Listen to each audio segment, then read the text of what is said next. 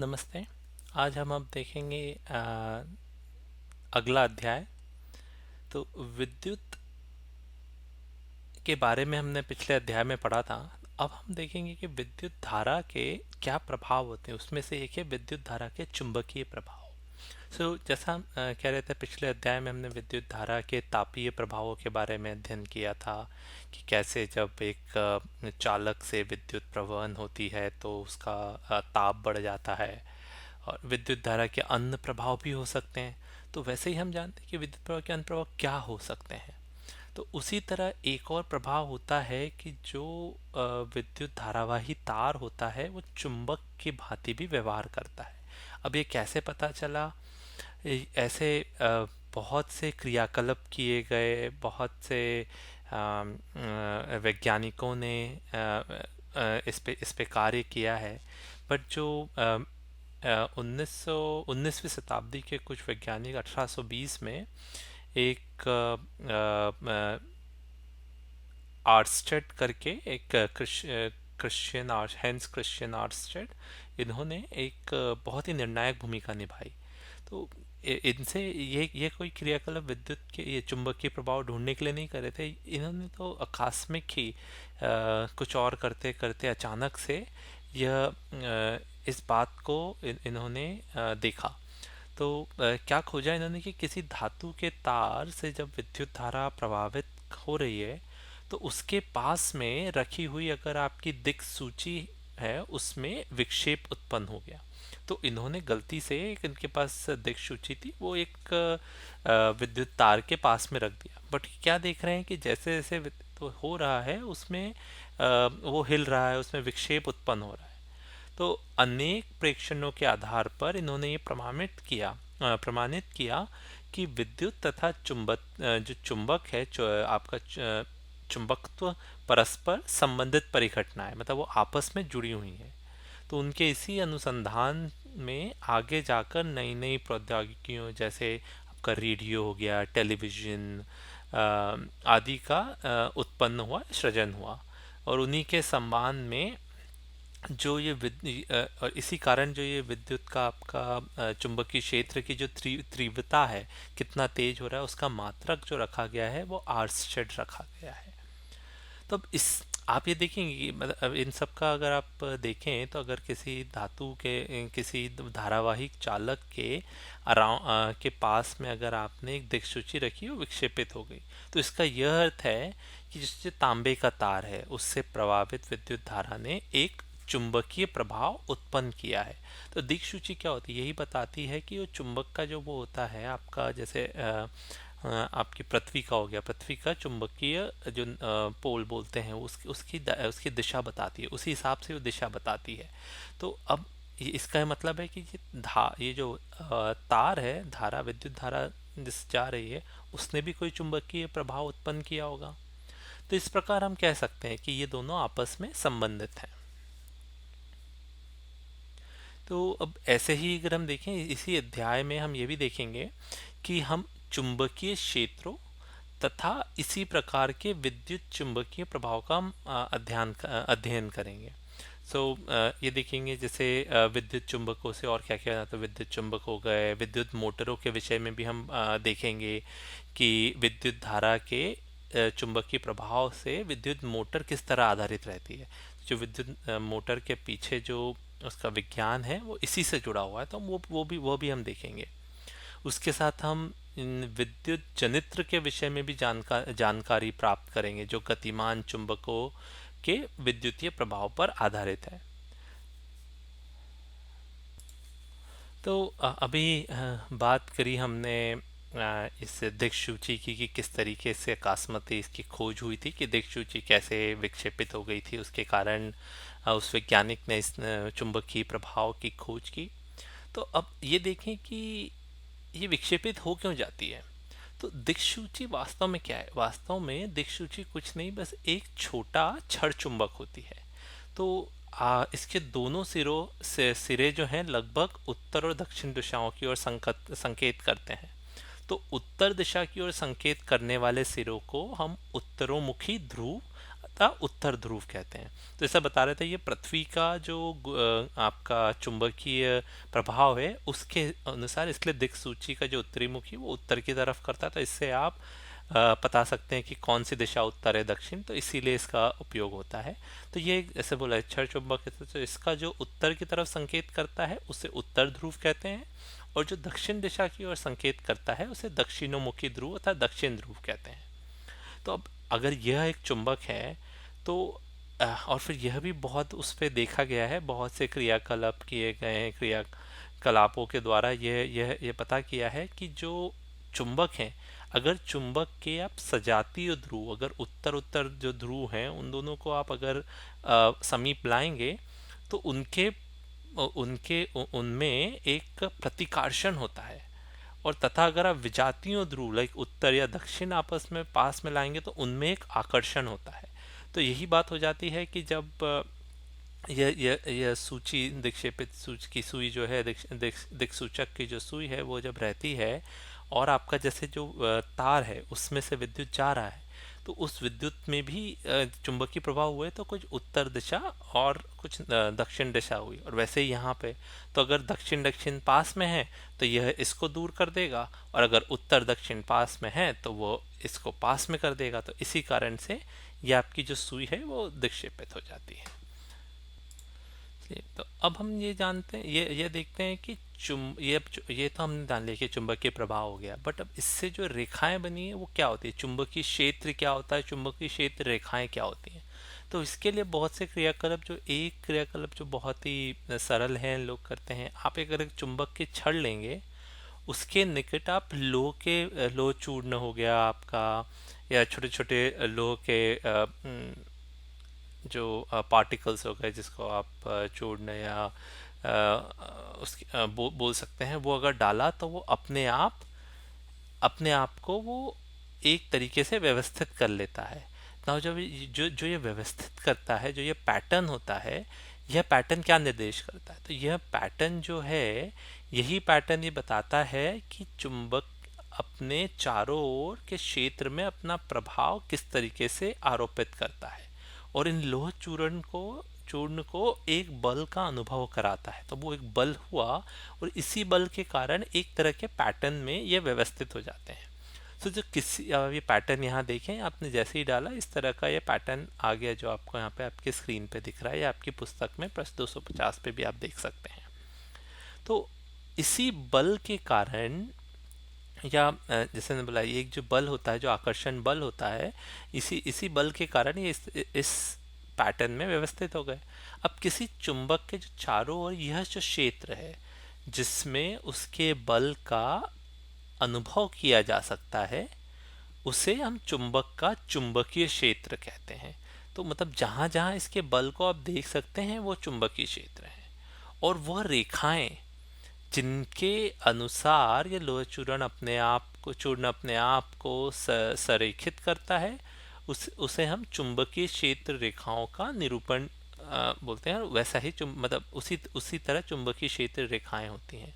तो आप ये देखें कि ये जिस तरीके से बना हुआ है, हम यहाँ पे ये पेन ले लेते हैं, तो ये इस तरह की यहाँ पे बनी हुई है, फिर यहाँ पे बनी हुई है। तो ये एक तरीके का पैटर्न आ गया है। तो यही पैटर्न को हम चुंबकीय क्षेत्र रेखाओं का रेखाओं का निरूपण करती हैं, ये जो पैटर्न है।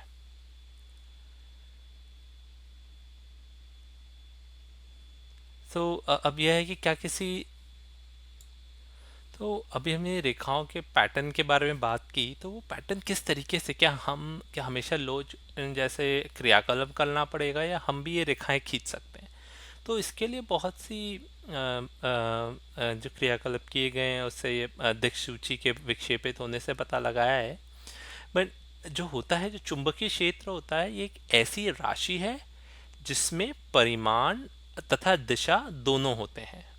तो अब इसकी दिशा कैसे बताएं, तो जो परिपाटी है, परिपाटी के अनुसार चुंबकीय क्षेत्र रेखाएं चुंबक के उत्तरी ध्रुव से, ये पेन ले लेते हैं अपन, तो ये चुंबक के उत्तरी ध्रुव से प्रकट होती हैं, तथा दक्षिणी ध्रुव पर विलीन हो जाती हैं। ठीक है, तो ये एक परिपाटी, आप ये याद रखिए कि किसी भी, फिर से बोल लेते हैं, परिपाटी के अनुसार चुंबकीय क्षेत्र रेखाएं किसी भी चुंबक, कोई भी चुंबक हो, उसके उत्तरी ध्रुव से प्रकट होती हैं तथा दक्षिणी ध्रुव पर विलीन होती हैं। तो आप देखें तो इस हिसाब से, जैसे अब यहाँ पे रेखाएं बनाई तो यह इस तरह जा रही है, ये आपने उसका दिशा भी देख ली कि उत्तर से निकली दक्षिण में विलीन हुई। अब यहाँ पे तो कुछ नहीं है, तो यहाँ पे तो बस ये निकली हैं और ऐसे घूम के जा रही होंगी, जो भी हमने देख रहे हैं ये दिशा है ये, और यहाँ पे विलीन हो रही हैं। तो इस तरीके से आप इसकी बना सकते हैं। अब चुंबक के भीतर चुंबकीय क्षेत्र रेखाओं की दिशा उसके दक्षिण ध्रुव से उत्तर ध्रुव की तरफ होती हैं। मतलब यह तो चुंबक के बाहर हो गई दिशा, पर अगर इसके भीतर है तो आप देखिए ना कहीं से तो कुछ होना, ये यहाँ पे अगर अंदर गई तो यहाँ से बाहर कैसे निकलेंगी। तो इसके अंदर उसकी दिशा, चुंबक के अंदर उसकी दिशा दक्षिण से उत्तर होती है। तो ये ध्यान कहते हैं, चुंबकीय क्षेत्र रेखा जो होती है एक बंद चक्र होती है। तो यह एक बंद चक्र है कि जितना यहाँ से गया वो निकल के ऐसा आ गया। ठीक है, तो इसके बाहर उत्तर से निकली दक्षिण में विलीन हुई, और चुंबक के भीतर दक्षिण से उत्तर की तरफ होती हैं। अब हम एक और चीज ये भी देख सकते हैं इन क्षेत्र रेखाओं से कि जो आप कहीं पे भी कुछ इस तरह का चित्र देखें या चित्र देखें वहाँ पे, तो चुंबकीय क्षेत्र की जो प्रबलता है उसको हम क्षेत्र रेखाओं की निकटता द्वारा दर्शाया जाता है। अब यहाँ पे ये क्षेत्र रेखाएं पास है, मतलब यहाँ पे ये ज़्यादा प्रबल है। जैसे जैसे हम दूर जा रहे हैं आप देख रहे हैं कि इन क्षेत्र रेखाओं के बीच की दूरी बढ़ते जा रही है। इसका मतलब यह है कि वहाँ पर चुंबकीय क्षेत्र इतना प्रबल नहीं है। तो अर्थात ये कि किसी अन्य चुंबक के ध्रुव पर चुंबकीय क्षेत्र के कारण अधिक बल कार्य करेगा।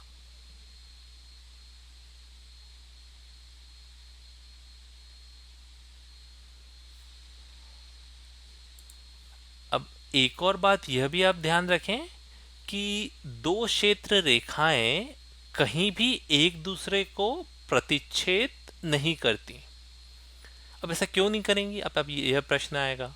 तो बात यह कि यदि वे ऐसा, देखिए अभी हमने पढ़ा था कि हम किस तरीके से इन रेखा या दिशा के बारे में बताते हैं कि कहीं पे भी आप दिक् सूची रख दें, जो आपका वो दिक् सूची है वो रखने पे उसकी सुई विक्षेपित हो जाती है। ठीक है, एक एक दिशा धारण कर लेती है, और वही दिशा उसके चुंबकीय क्षेत्र की भी होती है, चुंबकीय धाराओं की या रेखाओं की भी होती है।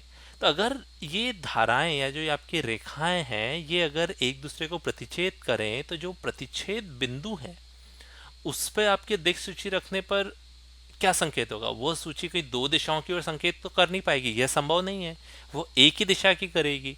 तो क्योंकि वो ऐसा एक ही दिशा पे करती है, कभी वो दो दिशा की तरफ नहीं कर सकती। मतलब आप इससे देख लें, इसका ये अर्थ है कि वो कहीं पे प्रतिच्छेद ही नहीं करती हैं। तो ये ध्यान में रखें। तो दो तीन चीज़ें थी इस चुंबकीय क्षेत्र के बारे में, जो फिर से कि वो उत्तर से निकल के दक्षिण में जाती हैं और दक्षिण से उत्तर में होती हैं चुंबक के अंदर, और इसकी जो प्रबलता है वो आप किस तरीके से आप बताते हैं कि जो रेखाओं के बीच में जो दूरी है उससे आप प्रबलता का बताते हैं। अगर वो रेखाएं समीप हैं तो वहाँ पे ज़्यादा प्रबल है, रेखाएं दूर हैं तो वहाँ पे कम प्रबल है। और फिर यही कि दो रेखाएं आपस में प्रतिच्छेद नहीं करती। तो ये ध्यान में रखें बात आप। तो अब हम देखेंगे कि किसी भी जब विद्युत धारावाही चालक है उसके कारण जो चुंबकीय क्षेत्र होता है उसकी दिशा आप कैसे बताएंगे। कोई आपका सीधा चालक है जिसमें विद्युत धारा प्रभावित हो रही है, तो उसका चुंबकीय क्षेत्र की दिशा बताना के लिए बहुत सी क्रियाकलाप किए गए, लोगों ने बहुत से प्रयत्न किए गए उसको किसी तरीके से पता लगाने का। तो एक बहुत ही सरल उपाय है जिसको बोलते हैं दक्षिण हस्त अंगुष्ठ नियम। तो आप कल्पना कीजिए कि आपका जो दाहिना हाथ है, ठीक है, तो आपका एक दाहिना हाथ है, ठीक है, इसका और आप ये मान लीजिए कि ये जो मेरे हाथ में जो ये पेन है ये एक चालक है जिसमें से विद्युत नीचे से ऊपर जा रहा है। तो आपके दाहिने हाथ का आप आप इस तरीके से इसको पकड़ें।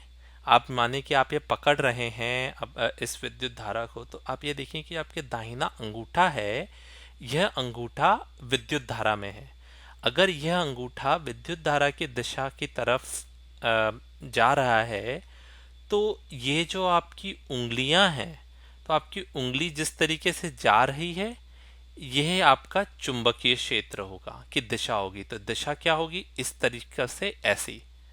तो जैसी मेरी उंगलियों का आप ये मोशन या जिस तरीके से मेरी उंगलियां घूम रही हैं, तो तो वो मेरी चुंबकीय क्षेत्र की दिशा होगी। तो आप देखें, फिर से हम देखते हैं। आप किसी चालक को अगर पकड़ें जिसमें विद्युत धारा जा रही है, तो उसमें आप इस तरह से अपने दाहिने हाथ से पकड़ें कि आपके दाहिने हाथ का अंगूठा विद्युत धारा के दिशा में हो। तो जो आपकी जो उंगलियां जिस तरीके से ऐसी जाएंगी, उसको पकड़ने के बाद ये जो उंगलियों का दिशा है ऐसी, तो ऐसी ही आपकी चुंबकीय जो रेखाएं हैं उनका दिशा होगी, लिपटी होगी। तो ऐसा, और ये लिपटी हुई होंगी आपकी चुंबकीय रेखाएं। तो आप ये ध्यान रखिए। इससे आप किसी भी तरीके से किसी भी चालक का इस नियम से आप बता सकते हैं कि कौन सी दिशा में आपका चुंबकीय वो होगा। तो चलिए इसे एक उदाहरण से समझते हैं। ये उदाहरण आपकी पुस्तक का उदाहरण 13.1 है। सो किसी क्षैतिज शक्ति संचरण लाइन, जो पावर लाइन हो गई, में पूर्व से पश्चिम की दिशा में विद्युत धारा प्रभावित हो रही है। तो अगर आप देखें यहाँ जो दिख रहा है, मैंने ये चार ऐसा आपका दिशा बनाया है। तो ये पूर्व, पश्चिम, उत्तर, दक्षिण। तो अगर किसी पावर लाइन जैसे ये हो गई, उसमें आपका पूर्व से पश्चिम की तरह अगर विद्युत धारा आपकी प्रभावित हो रही है, तो प्रश्न पूछा है तो इसमें चुंबकीय क्षेत्र की दिशा क्या होगी? ठीक है। तो इसी का आप एक और चीज यहाँ पे ये देखें, ये जो मेरे दिख रहा है कि ये जो एक वायर लाइन हो गया, उसमें ये जो हरा एरो है ये आपका विद्युत धारा का दिशा हो गई। तो अब अपना आप दाहिना हाथ लाएंगे, तो दाहिने हाथ का आपका ये जो अंगूठा है, ये आपका दाहिने हाथ का अंगूठा उस दिशा में होगा जिस दिशा में आपका विद्युत धारा होगी। और फिर आपने जिस तरीके से अपनी उंगलियों को लिपटा है, आप यहाँ देखें जिस तरीके से, तो वह जो आपकी दिशा होगी, तो वो दिशा होगी आपके चुंबकीय क्षेत्र की। तो वो ऐसे नीचे से यूं निकल के ऐसी जाएगी। तो अगर आप इसका अवलोकन अगर आप पूर्व दिशा से करेंगे, तो तार के लंबवत तल में दक्षिणावर्त दिशा होगी। और इसी प्रकार से अगर आप पश्चिमी सिरे से अवलोकन करेंगे, तो इस क्षेत्र की दिशा वामावर्त होगी।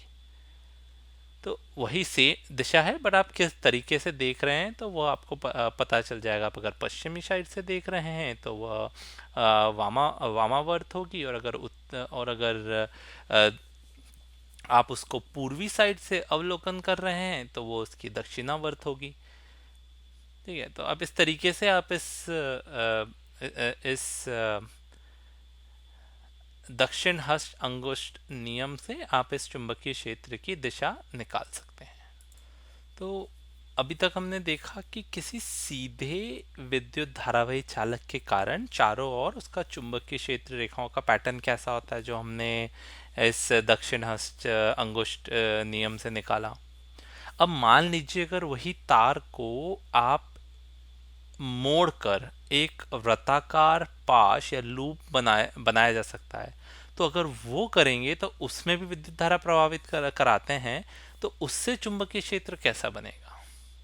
तो अभी तो हम पहले यह भी जानते हैं कि जो आप एक ध्यान रखेंगे कि विद्युत धारा या जो आपका जो चुंबकीय क्षेत्र जो विद्युत धारावाही चालक के कारण उत्पन्न होता है, उससे दूरी के व्युत्क्रम पर निर्भर करता है। कि जो जितना ज़्यादा दूर होगा, चुंबकीय प्रभाव उतना कम होगा। ठीक है, तो इसी प्रकार किसी विद्युत धारावी पाश के प्रत्येक बिंदु पर उसके चारों ओर से उत्पन्न होने वाले क्षेत्र को हम निरूपित करने वाले सेकेंडरी वृत्तों का साइज तार से दूर जाने पर निरंतर बड़ा होता जाता है। तो अब आप ये अगर देखें तो ये जो मैं बोल, तो जैसा हिसाब चित्र में देख रहे हैं, जैसे जैसे आपका जो जैसे से आप इससे दूर जा रहे हैं, तो इस विद्युत धारावी पाश के प्रत्येक बिंदु पर उसके चारों ओर उत्पन्न चुंबकीय क्षेत्र को निरूपित करने वाली जो ये सेकेंडरी वृत्तों का साइज, जैसे जैसे हम तार से दूर जाते जा रहे हैं वैसे वैसे वो बड़ा होता जा रहा है। और जैसे ही हम वृत्ताकार पाश के इस केंद्र पर पहुंचते हैं, ये जो लाइन है आपकी, अपन इसको देख लेते हैं, ये जो लाइन है ये केंद्र पे पहुंचते हैं, तो इन वृत्तों के चाप सरल रेखाओं जैसा प्रतीत होने लगते हैं। तो यहाँ और यहाँ पर यह जो है एक सीधा आ जाता है, इन दोनों ये ऐसा मुड़े हुए की बजाय एक सरल रेखा जैसा प्रतीत होता है। तो विद्युत धारावी तार के प्रत्येक बिंदु से जो उत्पन्न आपका चुंबकीय क्षेत्र रेखाएं पाश के केंद्र पर सरल रेखा जैसी प्रतीत होने लगती हैं। और अगर आप दक्षिणी हस्त अंगुश नियम को लागू करते हैं तो इस बात की हम आसानी से जांच की जा सकती है कि तार का प्रत्येक भाग चुंबकीय क्षेत्र रेखाओं में योगदान देता है तथा पाश के भीतर सभी चुंबकीय क्षेत्र रेखाएं एक ही दिशा की होती हैं। ऐसा नहीं है कि अलग अलग दिशाएं, हमने देखा था कि वो आपस में नहीं मिलती हैं। और हम यह भी जानते हैं कि किसी विद्युत धारावी तार के कारण किसी दिए गए बिंदु पर उत्पन्न क्षेत्र विद्युत प्रभावित विद्युत धारा पर अनुलोमत निर्भर करता है। अतः यदि हमारे पास n फेरों की कोई कुंडली हो तो उत्पन्न चुंबकीय क्षेत्र परिणाम में एकल फेरे द्वारा उत्पन्न चुंबकीय क्षेत्र की तुलना में n गुना अधिक प्रबल होगा। इसका कारण यह है कि प्रत्येक फेरे में विद्युत धारा के प्रवाह की दिशा समान है, अतः व्यवस्थिगत फेरों की चुंबकीय क्षेत्र संयोजित हो जाती है। तो अगर n फेरे हैं तो वो n गुना अधिक प्रबल होगा। तो आप ये देख सकते हैं कि इसी नियम के और इसी जो बात हमने देखी, इसी पे अब अगला हम देखेंगे जो है परिनालिका में प्रभावित विद्युत धारा के कारण चुंबकीय क्षेत्र। तो जब हम परिनालिका की बात करें तो इसमें आप ये देखें, ये एक चित्र है जिसमें किसी विद्युत धारावाही परिनालिका के भीतर और उसके चारों ओर चुंबकीय क्षेत्र की क्षेत्र रेखाएं दिखाई गई हैं। तो अगर पास पास लिपटे विद्युत रोधी तांबे के तार की जो बेलन की आकृति में अनेक फेरों वाली कुंडली जो आप ये देख रहे हैं, ऐसा इसी को आप परिनालिका कहते हैं। तो अब किसी विद्युत धारावाही परिनालिका के कारण उसकी पैटर्न जो है वो यहाँ पे आप देख रहे हैं। तो होता यह है कि एक परिनालिका का एक सिरा जो है आपका, वो पर आप ये ध्यान रखें ये आपको किसके ऐसे दिख रहा है। अगर आप ध्यान में देखिए, हमने पहले एक एक चित्र देखा था जिसमें एक हमने चुंबक का छड़ रखा था और उसके आसपास हमने पैटर्न जब उसका निकाला था कि कैसे उत्तर से निकल के दक्षिण में जाती हैं। तो यहाँ भी कुछ उसी तरीके का ये रेखाएं दिख रही हैं। तो होता ये है कि जो ये परिनालिका है वास्तव में इसका एक सिरा उत्तर ध्रुव तथा दूसरा सिरा दक्षिण ध्रुव के भांति व्यवहार करता है। तो इसके भीतर जो चुंबकीय क्षेत्र रेखाएं समांतर सरल रेखाओं की भांति होती हैं, जो हमने लूप में भी जस्ट पहले देखा कि जब अगर पाश में हो, लूप में हो, तो वो तो सरल रेखा हो गई। और इसके बाहर अगर ये उत्तर और दक्षिण ध्रुव की तरह अगर ये उस उत्तर व्यवहार कर रहा है, उसकी भांति व्यवहार कर रहा है, तो उसी तरीके से आप जो आपकी रेखाएं उत्तर से निकल के दक्षिण की तरफ जा रही हैं। तो अब ये जो है ये निर्दिष्ट करता है कि किसी परिनालिका के भीतर सभी बिंदुओं पर चुंबकीय क्षेत्र समान होता है, अर्थात उनके भीतर एक समान चुंबकीय क्षेत्र होता है। और इसकी जो इसके भीतर जो उत्पन्न प्रबल चुंबकीय क्षेत्र का उपयोग किसी चुंबकीय पदार्थ जैसे नर्म लोहे को परिनालिका के भीतर रखकर चुंबक बनाने के लिए किया जा सकता है। जो आप यहाँ देख रहे हैं, अगर इसके भीतर आपने स्टील की छड़, तो इससे भी आप ना चुंबक बना सकते हैं अगर इसके भीतर रख दिया। इस प्रकार के बने चुंबक को आप विद्युत चुंबक कहते हैं। तो ये थोड़ी बहुत चीज़ें हैं कि अलग अलग अगर पैटर्न में और अलग अलग तरीके से आप अगर इन चालकों को रखते हैं, विद्युत धारा जिससे प्रभावित हो रही है, तो इससे आप ध्यान में रखें कि किस तरीके से आपकी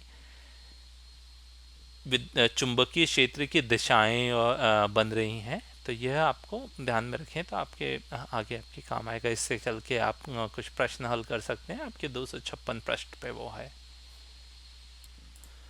तो अब अभी हमने देखा कि आप अलग अलग तरीके से आपकी धारा का चुंबकीय क्षेत्र की दिशा क्या होती है। अब ये देखें कि और यह भी हम देख रहे थे, किसी चालक में जब आपकी विद्युत धारा चुंबकीय क्षेत्र उत्पन्न करती है, इस प्रकार जो ये चुंबकीय क्षेत्र है इस चालक के निकट रखे किसी चुंबक पर कोई बल आरोपित करता, हमने देखा जितना समीप होगा उतना प्रबल होगा, दूर जाते जाते वो बल कम हो जाता है। तो एक वैज्ञानिक हैं आंद्रे मेरी एम्पियर, उन्होंने फिर यह विचार भी प्रस्तुत किया है कि जो चुंबक को भी जैसे जो होता है न्यूटन का होता है, और उसके अनुसार इन्होंने किया है कि जो चुंबक है, चुंबक को भी विद्युत धारावाही चालक पर परिमाण में समान परंतु दिशा में विपरीत बल आरोपित करना चाहिए।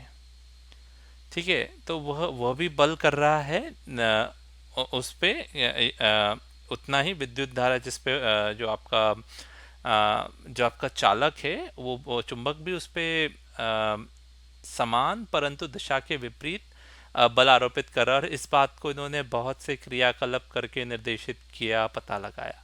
तो अब बात ये हो जाती है कि इस बल की दिशा क्या है। तो हमने ये देखा कि हाँ, हम अभी तक हम बात कर रहे थे विद्युत धारा और क्षेत्र की। ठीक है, विद्युत धारा क्षेत्र तो हमने इस तरह से बता दिया कि विद्युत धारा है तो आपकी चुंबकीय जो रेखा हैं उनका वो इस तरीके से उनकी दिशा है। तो